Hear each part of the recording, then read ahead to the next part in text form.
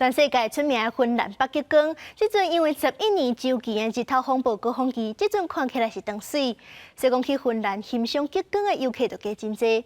而且这段期间，这北极光的范围是会搁较落南，所以讲连这北欧的中部甲南部嘛看得到。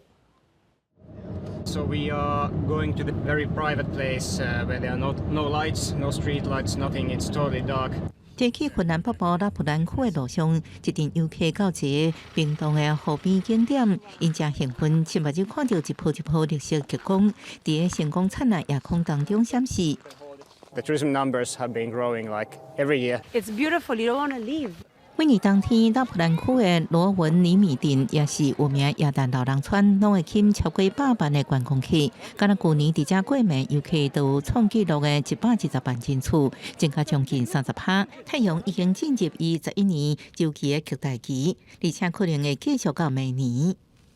Usually it means more intense geomagnetic storms because these coronal mass ejections, they are these big balls of plasma that are ejected from the sun. And when this plasma reaches Earth's magnetic field, it causes geomagnetic storms here on Earth.